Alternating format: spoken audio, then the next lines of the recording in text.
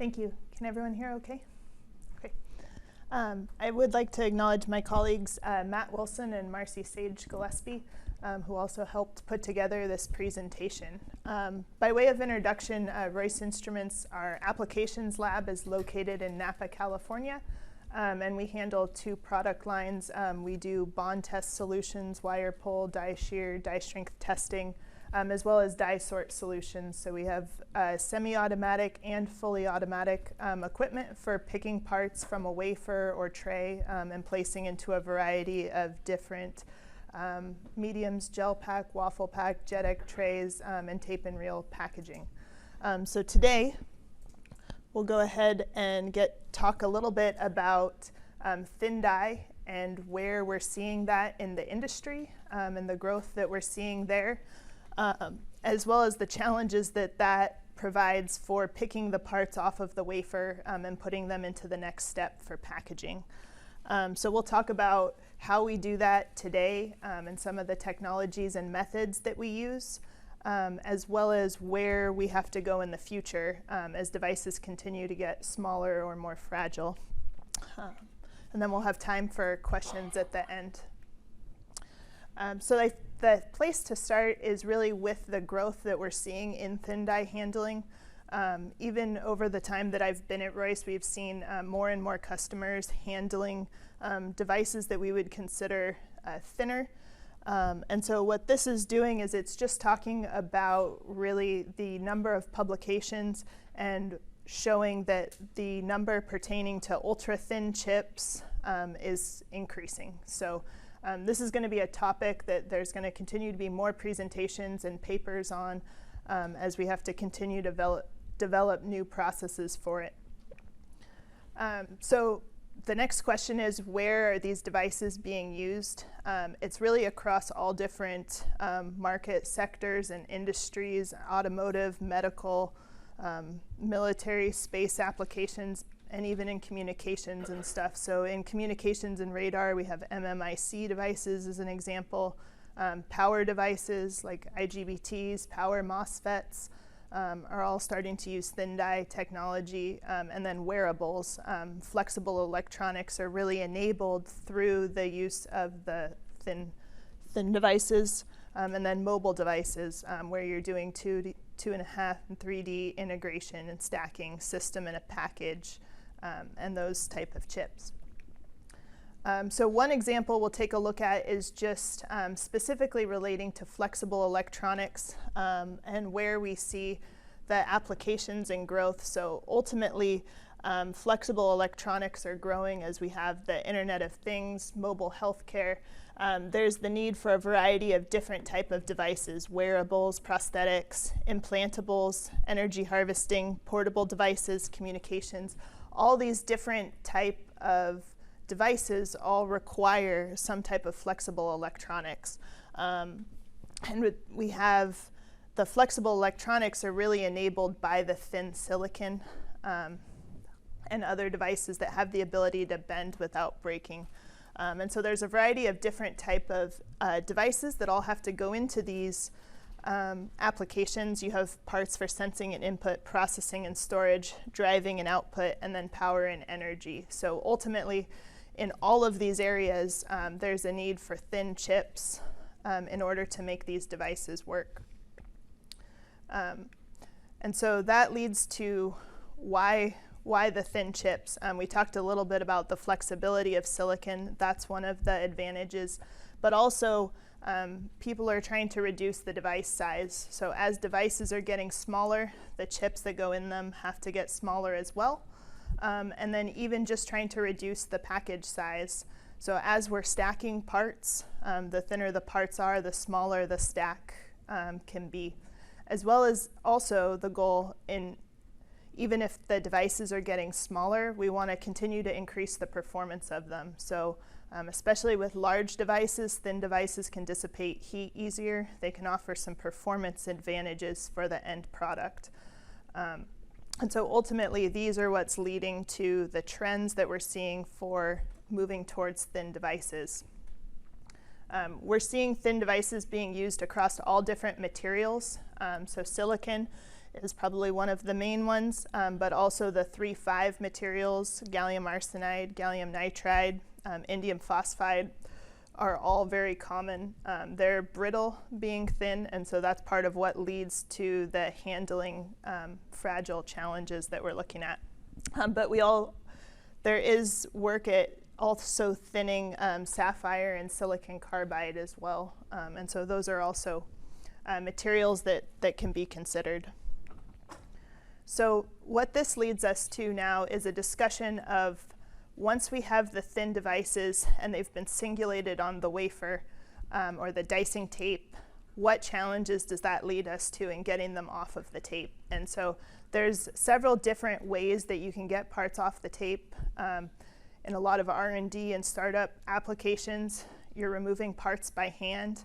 Later, as things are moving towards high volume or higher volume manufacturing, you can't continue to remove them by hand, but also the challenge that we have is that as they're getting thinner and larger, it becomes more difficult to find people able to remove them by hand. And so that's where a motorized die eject solution can help provide robustness, higher yield, and a higher throughput than trying to remove the parts by hand. And so the motorized die eject handling we'll talk about today can apply to semi-automatic or fully automatic systems, but our focus will be on using some type of die sorting equipment in order to get the parts off of the tape. And so there's a couple challenges that we have to consider. Often when we're removing thin die from tape, you can have a low yield of parts, and so there's a couple different reasons for this. First of all, you can have poor quality coming in. So if the devices were damaged in the upstream processing, like you can see in the picture here, we have a wafer that was a silicon wafer that was 50 microns thick. The parts had been singulated to 35 millimeters by 15 millimeters. And what you see right up here is that the devices have already had a variety of chipping and cracking just from the singulation process. So if the devices already have micro cracks or fractures, we won't be able to do a successful pick and place process for it. So there's addressing the upstream processing issues. And then as well, that includes differences in tape adhesion. So there's different dicing tapes for different applications. Some tapes are designed to be UV cure versus non-UV cure, like a standard blue Nitto tape. And so if the tack of the tape is too high, you're going to have to put more stress on the die in order to get it off the tape, and that's where we see breaking. So just using the wrong tape for the job can help, or in the case of UV cure tapes, if the tape isn't cured properly, if the tape is expired, that can lead to varying adhesion across the tape. So what might work in one area of the wafer won't work in the other area of the wafer. So that's one of the things that we have to address. With regard to machine handling of the parts, we also want to consider the force that's being put on the die during the process. So if we're driving down and contacting the device with a lot of force, then we're more likely to break it or induce cracks in the device. In addition, if our whole setup isn't planar so that the device is being held level to any tools that are handling it, that will also cause a stress concentration on the die, and you'll have problems. The other challenge that we run into is the speed of this. So for these thin, fragile die that we're working with, you often have to reduce the speed of the pick and place process. One, to reduce the force on the die, but also just because you have to peel the tape off of the die more slowly. And so processes involving 50 and 100 micron thick die typically run at a much lower throughput than their like full thickness silicon counterparts. So these are the challenges that we have to address when we approach a die sorting application. So with that, that leads to the question of, well, which die require this special handling that we're talking about? And so On the applications team, when we're approached with a device, we like to figure out how does the width of the device relate to the thickness. And so what you're seeing here, we've come up with a fragility index. It's basically the width of the device divided by 20 times the thickness. And so what we're interested in is when that is greater than 1. So meaning that the width is very large compared to the thickness of the device. And so anything over 1, we treat more delicately and have to employ some of the procedures that we're going to be talking about today. So what you'll see is below the red line, it doesn't matter what the die size is. Once, above 500 microns thick, all die can be handled with sort of the standard handling techniques. Below 500 microns, it depends on the die size. And so like the yellow line that you see on top here, that's a die that's 10 millimeters wide. The blue line on the bottom is a die that's 1 millimeter wide. So what we'll be looking at today is basically everything below 100 microns thick. You'll see that pretty much for any devices over 2 millimeters in size that are below 100 microns thick fall into this sort of special handling capability. I should mention there are also other devices when we're talking about MEMS devices or micro machining. There are devices that include structures in them that make them more fragile, in addition to being thin. And so these handling techniques that we'll talk about apply to those as well. So first, we've touched a little bit on the upstream processing side, but there's 2 things to be considered. First is the singulation method. And so how you're separating the devices from one another on the wafer impacts the strength of the devices and then will impact the quality and robustness of your die sorting process. And so there's several different techniques that are employed. Disco specifically has the dicing before grinding processes. So that's where the wafer is mounted on tape, a cut is made through the wafer, it's flipped over, and the back is grinded off. And so rather than grinding the die down to a thin layer and then trying to singulate it, they're partially singulated and then ground down to separate the parts. And so that puts less stress on the die and can lead to a more successful handling process. Stealth dicing we're commonly seeing being used for thin devices. In this case, with this technology, a laser is focused midway through the device thickness to create a separation that then you can use a breaker and stretcher to separate the devices. The advantage of that is you don't have to then clean the parts after, and so you're not causing them to experience more force due to a cleaning process. The other thing to consider is the grit of the blade in the case of blade dicing. What you can see here, the picture on the left is with a larger grit size, and so you can see that the edge looks a bit more chewed up. With the thin devices, you really have to move to a smaller grit size so that you get a nice clean edge through. The other thing that can be done is a step cut, so that's where you're doing one cut partially through the wafer and then coming back and doing another cut to cut fully through the wafer. This again helps reduce the stress on the die. So all of your singulation parameters, your processing conditions, impact how well the devices are able to be separated. And the goal is to maintain as much strength as possible during the separation process so that you don't have quality issues with the thin devices downstream. As well as different polishing and etching techniques can also affect the mechanical stress of the die.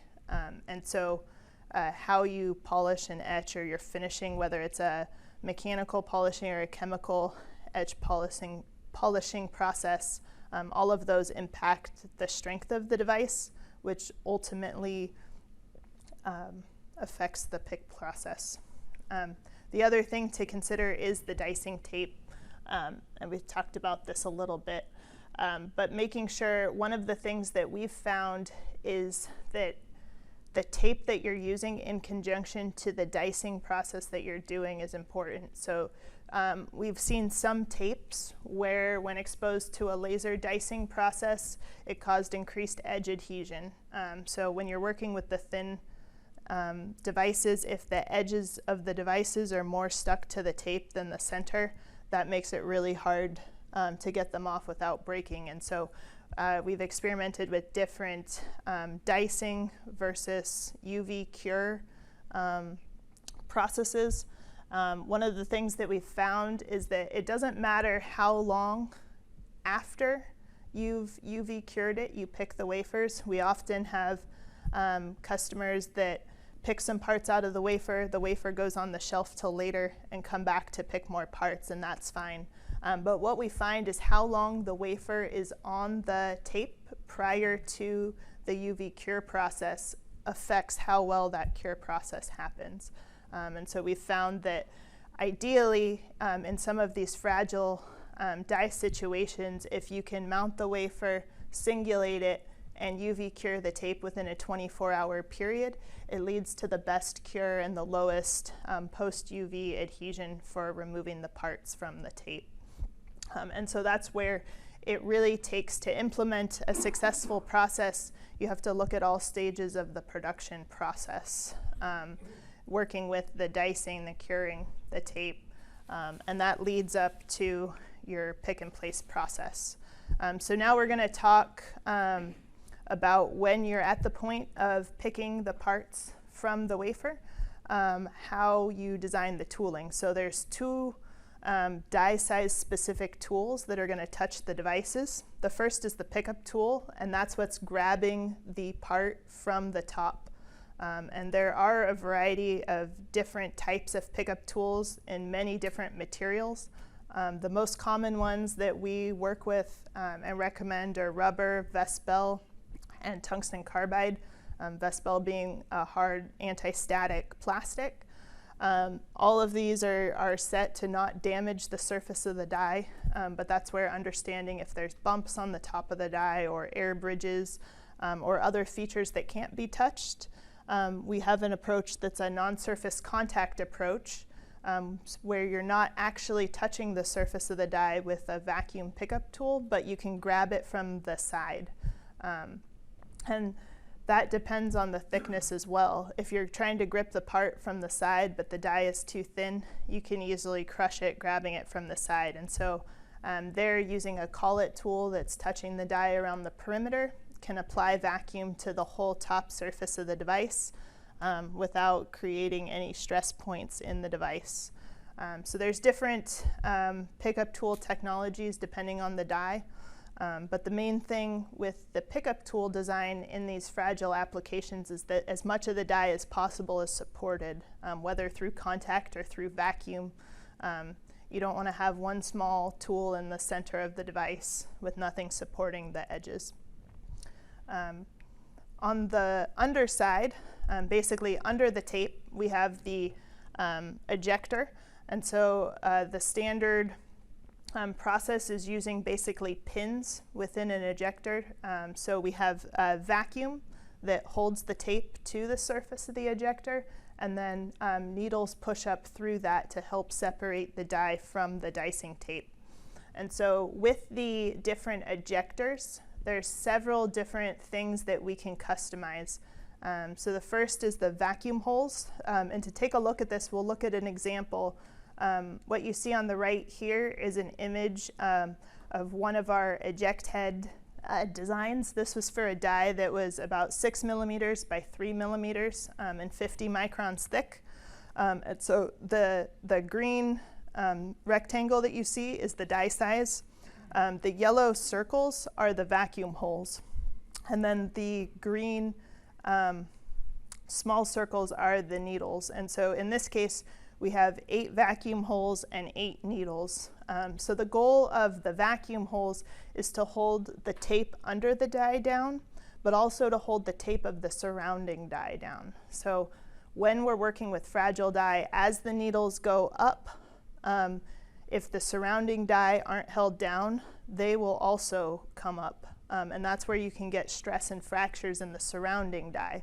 So we have to make sure that we're not breaking just the die we're handling, but that we're protecting the ones around it. And so by having vacuum holes appropriately sized near the edge of the parts, we're helping to hold the tape down throughout the entire process.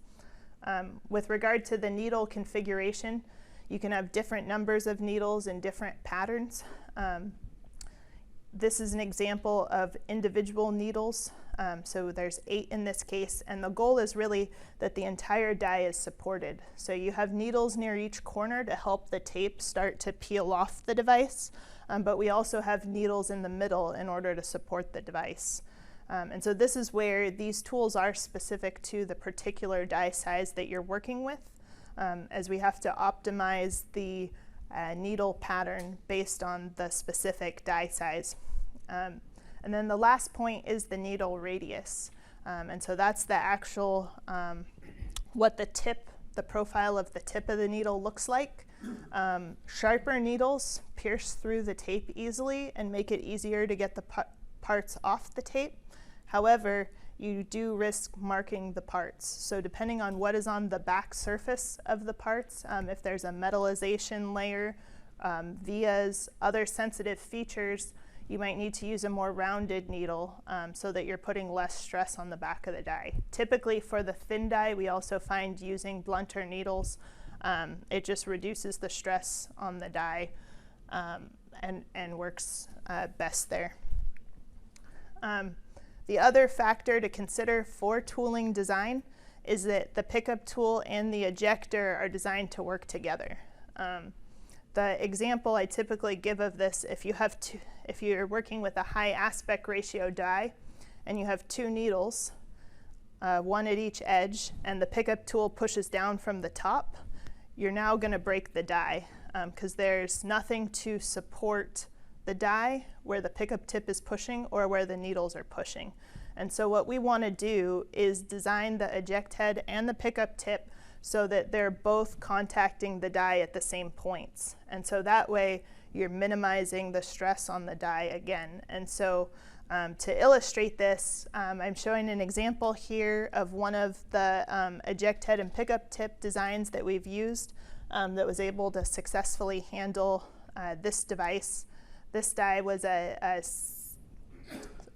600 by 400 mil die that was 2 mils thick silicon. And so in the top left picture here, you'll see this is the pickup tool. It was designed out of tungsten carbide. It was contacting the surface of the die along the edges and with some spaces in the middle. And then we have the eject head. And here is one of our other types of eject head designs where the needles are actually in a packed array. So we have an array of 6 needles by 4 needles for 24 total, and they're all pushing up against each other. And so this gives us the maximum support of this device. Basically the entire device, now the force to get the die off the tape is split amongst 24 needles instead of only 8 as in the previous example. And what you can see here is specifically where what we're showing here is where the pickup tool sits over the needles. And so everywhere that the needle tips touch, there's material on the pickup tool to support that. The other aspect of this is when you go to then use this on a machine, you do have to make sure that your pickup tip and eject head are aligned well. So you have to know what the tolerance is between your pickup tip and ejector designs and be able to make sure the machine that you're using has the appropriate precision to align those as well as they need to be. When we're also talking about process control for an automatic die sort process, the first thing you need to be able to do is to control the speed.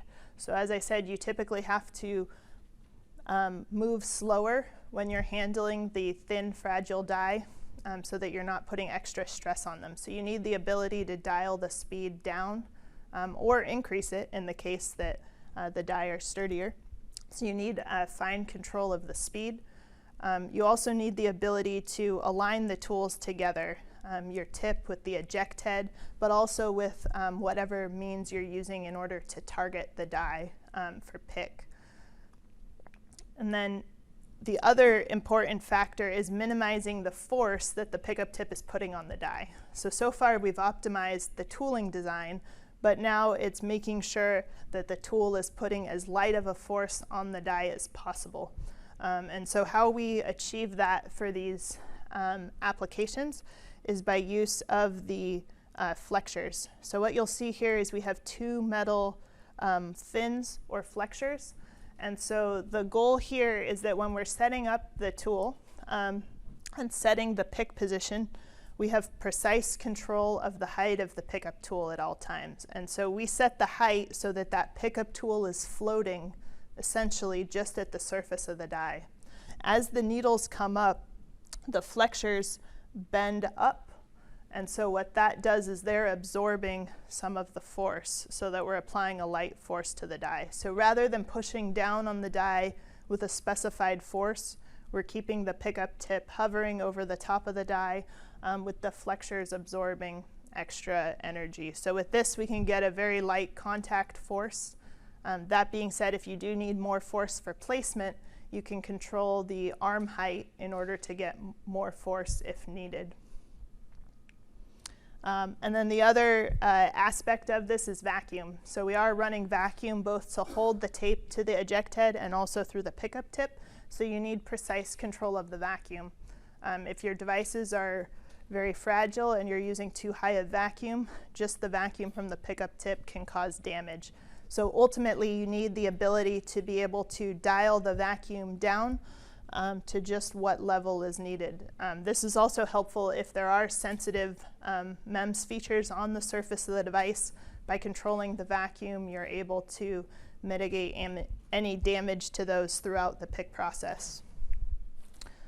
So now what we want to take a look at is how this all works together in practice. So in this case, we've run some tests on a device that was a 10 millimeter by 10 millimeter silicon device, and we compared the handling of a 100 micron thick device versus a 300 micron thick device.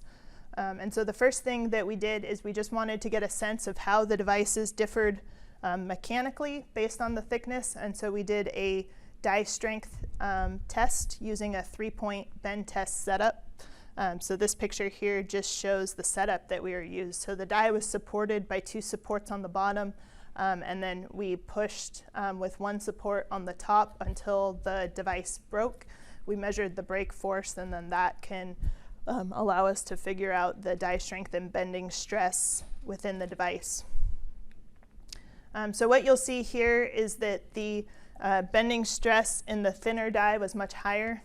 The thin die flex quite a bit. So as they're being tested, the radius of curvature of the device is decreasing, and that's leading to much higher bending stress. The thicker die don't bend as much before they break. So they had a larger radius of curvature, and we're seeing less bending stress in the device because they broke essentially before they bent. And all this data we collected using our 650 universal bond tester. Then taking a look at what tooling we're going to use. So we've talked about the considerations for different tooling. So for the 10 by 10 die, we're using a rubber, black nitrile rubber pickup tip with a 5 millimeter outer diameter. So in this case, the pickup tool was focused in the center of the device, but you'll see that you could use a larger tool as well. You wouldn't want to go any smaller than this, or you're concentrating, you're losing some of the vacuum pickup force that you could have. On the bottom, on the eject side, we're using an eject head with an array of 16 needles. They're in a 4x4 grid right here. So each of those points that you see is the tip of an individual needle. As part of the setup of the eject head, we go through and planarize all the eject needles. So we make sure that all the tips are level and in the same plane. If one tip is higher than any of the others, that can cause a stress concentration on the die that can lead to it breaking. So ultimately, in this case, we're using slightly blunt needles. They had a 75 micron needle tip radius compared to the standard needles have a 25 micron tip radius. And ultimately, the needles took up a 7 by 7 millimeter area. So we're contacting almost the entire underside of the device. The little circles that you see radiating out from the surface of the eject head, those are all vacuum holes to help hold the surrounding tape down. So what we found when we ran this, we ran both parts through our automatic die sorter, and we found it required slightly different parameters to pick the two different die thicknesses. And so what you'll see here is with the thinner die, we did actually have to have a higher eject height. So that's how high the needles go up before the die releases from the tape, in part because the die bent more. So you had to go further to overcome the bending and get it to release from the tape.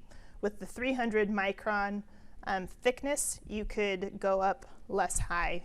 And ultimately, the higher you raise the needles, the longer it takes. So being able to minimize the height, the eject height, is always good.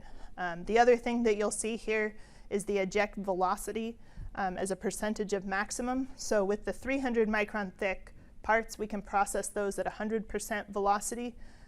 With the thinner parts, we had to reduce the velocity. So the needles have to go up higher at a slower speed in order to get the tape to peel off.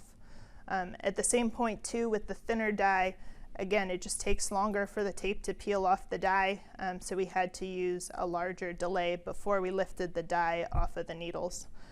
So what you're seeing in the end is that the throughput was lower. It was about 325 parts per hour for the thinner die as compared to closer to 1,200 for the thicker die.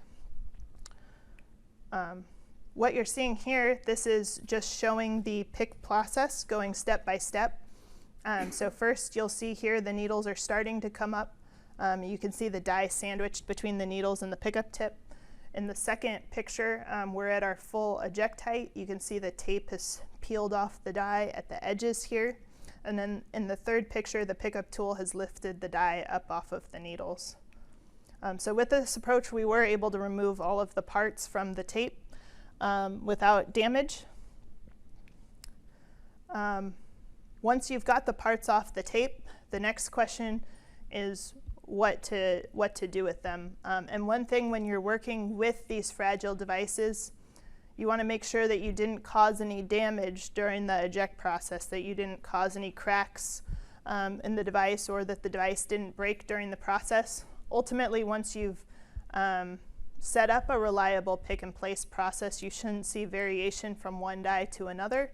But if the quality of the incoming wafer isn't good, or if there were cracks or fractures in the parts prior to picking, you want to be able to screen that out before you place the parts into the output. And so one solution for this is you can do a top and edge inspection of the parts after picking before placing to the tray. And so the effect of that is you end up with just parts that you know haven't been mechanically damaged in your output trays or output medium, whatever that is.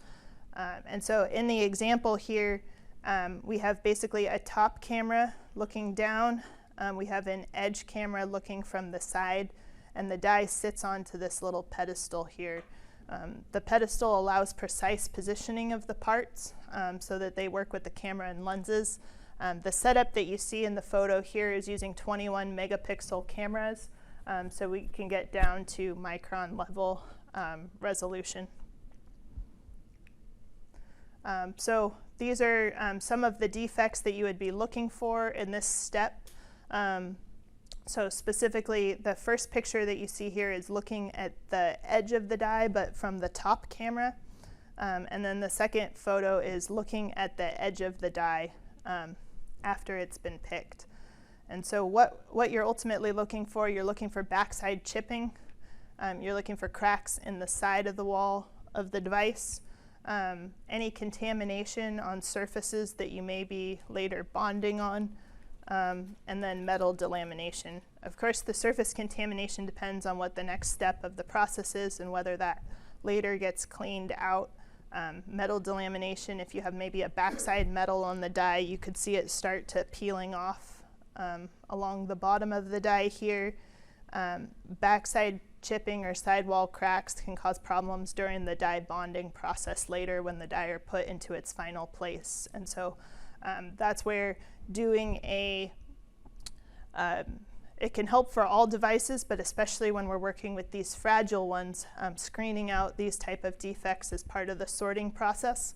Although it slows down the throughput as you're doing the sort, it can lead to a higher quality part in your output. And so with that, the question is, well, where are the thin die going? So we've taken a look at how we handle today's thin devices that our customers are working with. But the question is, what types of things are we seeing coming? And so that's where we're seeing parts that are even larger devices than what we've worked with.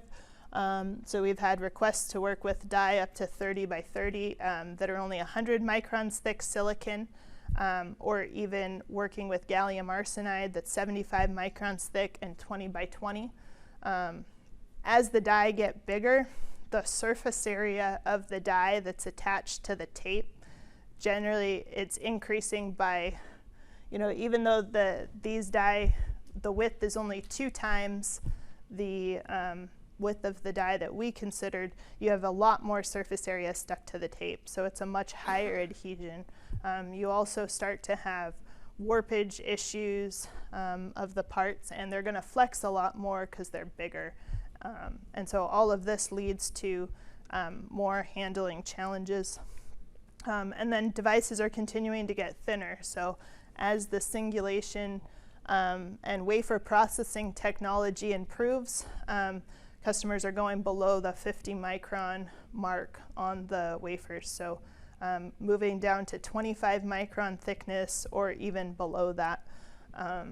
What you're seeing in the picture here, this was from NextFlex's website, but showing some of their flexible electronics that are down in the 25 micron thickness range. And so the question is, how does the current technology apply to some of what we've seen coming? And so the first thing is, as we went through, today's handling technology is largely dependent on the upstream process. You have to have the right singulation methods, the right process controls, and the right tape. Ideally, we could compensate for all of that during the die sorting process, but right now you are limited to what you get out is only as good as what you put in. So making it so that the die sort process can be more flexible and be able to handle a wider range of process variation is one of the goals. The other issue is that the tooling that you saw today, the examples of, that tooling is specific to a particular die size. So if the die size changes, then you have to get additional tooling. There can be lead times associated with that custom tooling just for the design and manufacture of it, and also the testing and qualification of it. And so we've had requests for more of a universal type approach that could have additional flexibility to accommodate different die sizes with the same tools. The other thing to consider is the scalability of the pack needle array. So the eject heads that I've showed you, where you have an array of needles all in here, right now these are 24 individual needles that are all being held together by set screws. And so right now it's already difficult to get those all assembled and planar. And so as we talk about bigger devices, you say, oh, just add more needles, but that makes it much more challenging. So now you have more needles that all have to, if you have 64 needles instead of 24 needles, that's going to make it much harder to get them all in line and to keep them in position. And so just moving to larger needle arrays likely isn't the solution that we'll need to handle some of these 20 millimeters or 30 millimeter devices. You could say, well, let's make the diameter of the needles larger, but then you have more space between the needles. And so you're losing some of the support. And so the challenge is keeping the same support of the device, but yet still being able to manufacture it easily. And then the other aspect of this is planarity. So we talked about how important it is for the pickup tool and the eject needle to be planar to one another. And so we want to make sure that as the devices are getting bigger, that's going to continue to be a challenge. As the pickup tools and eject heads get larger, we need to make sure that we're still maintaining that planarity. And so some of the areas that we're looking at for the next generation handling technology is moving to a die eject process that doesn't use needles. So looking at other approaches for that. We're also looking at ways to micro machine arrays of needles. In this photo, there's an example here of some stainless steel micro needle arrays. So if we can find a way to manufacture needles where they're not all individual needles, that will lead to eject heads where you can have larger arrays of needles. The other thing we're looking at is on the software side of machine control, being able to monitor the force on the device at all times and compensate accordingly. So where your control of your pickup height and velocity is all dependent on a force feedback to the pickup tool. Being able to control the needles and eject heads together rather than as two independent processes. As well as the vacuum control. So if you had more of a dynamic vacuum control where we can change the vacuum on the parts as needed throughout different stages of the eject, that'll help to keep the force on the parts even and in check. And then, as we saw, kind of the main limitation of what we talked about here was that the throughput was only 325 parts per hour for these 100 micron thick devices. And so the question are, how can these advancements be able to increase the throughput of the process? And so ultimately, what we've talked about here is that right now we're able to handle 50 to 100 micron thick devices by optimizing the tooling, the process control, and the upstream processing conditions. But as die continue to get larger and more fragile, that's where the handling side of things will have to change to be able to take into account the thinner devices. And so with that, we'll open it up if there's any questions that anyone has. And we'd also like to just thank IMAPS and Semi and MEPTEC for the opportunity to speak to you today.